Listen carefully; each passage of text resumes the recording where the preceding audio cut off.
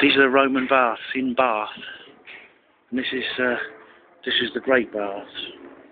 As you can see, it's pretty big, and it's open to the sky at the moment. But when it was built, it had a huge ceiling over the top of it, about 100 feet tall, and this is 1.5 meters deep, and there's lead all over it. These are the original pillars. There's some of the roof over here. And the floor's a bit uneven, as you can see. It's very old. It's worn smooth by 2,000 years of feet.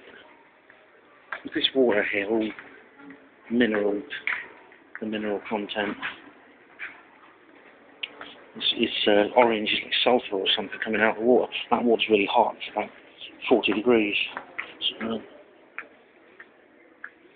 this is a lead water pipe. That's an original Roman lead pipe. Of course, it can't be very good for them drinking water out of this lead pipe, but then they didn't have fluoride in those days to keep people's minds dumbed down, so they had to make do with lead, which had the same effect.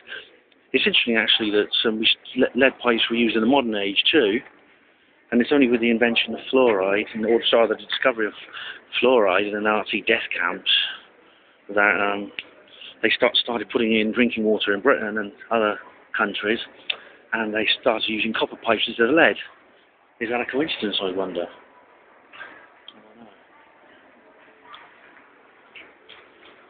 Go through. Now there's a bit of the roof there, you see, that fell down, and you've got through here, and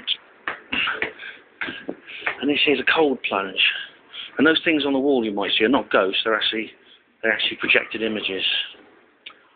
See, so there we are. When I first saw them, I did think they were ghosts. I'm not kidding. That's the cold plunge, and over here is the sacred spring, the original sacred spring.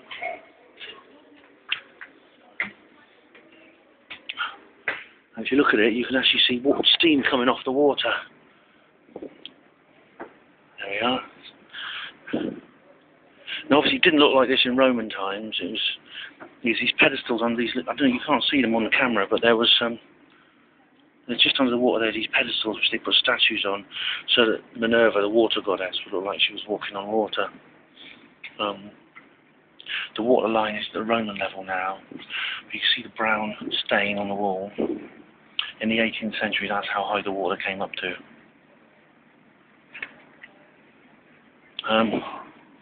These little alcoves where people in the 18th century used to sit and take in the bathing when they used to bathe. This was used for healing. As you can see, these buildings are not Roman. Everything above the waterline is 18th century. And there's bubbles coming up. All the water, hot water, comes up from below the ground. The work of the gods. Of course, this was actually a sacred site before the Romans invaded and conquered Britain. And the local, the Celtic, the indigenous Celtic people treated this as sacred too, except they didn't build things around them.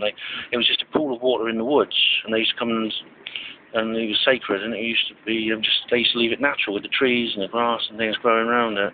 It's rather typical of the Romans, actually. You know, natural is not good enough for them. They have to build square. They have to build artificial structures, usually square rather than round. The Celts have built round buildings, and the Romans built square ones. And it's kind of like to make them more sort of artificial and mathematical, whereas the Celtic buildings were round, which is more sort of natural. It's rather typical of the Romans that natural's not good enough for them. You know, I mean, despite the genius in this creation, architecture and engineering, it's still a very it's artificial, and it's very, very unnatural, I think.